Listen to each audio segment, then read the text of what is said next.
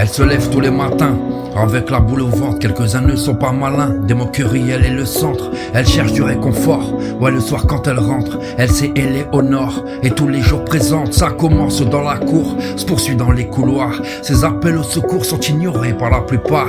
Le soir, quand elle rentre, c'est le moment où elle n'a plus peur. Elle pense à disparaître, poussée par son persécuteur. Demain ça recommencera, elle se tourne vers l'adulte médiateur. Lui, il a vu qu'elle souffre, qu'ils l'ont dans le collimateur. Trop d'actes déplacés, paroles diffamatoires. Elle essaie de bosser mais n'a aucun échappatoire. Le harcèlement continuera si on ne bouge pas.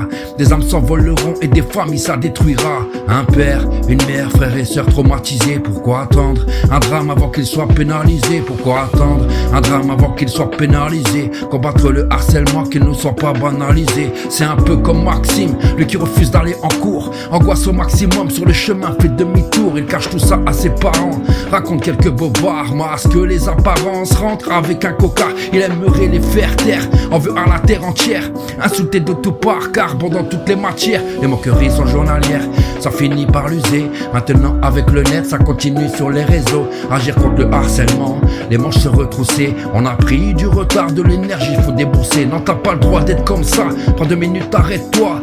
Les conséquences sont lourdes et dans le fond tu sais pourquoi. Ils veulent bosser, pas laisse-les. Trop de larmes sont versées, la vie nous donne déjà assez d'épreuves à traverser. De l'école au réseau, même en sens inversé. On rêve d'un monde meilleur, j'aimerais le caresser.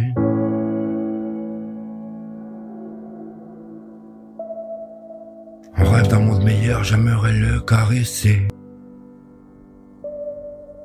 Ouvrons nos émetteurs, lutter pour que vienne la paix. Un avenir prometteur où règne le respect.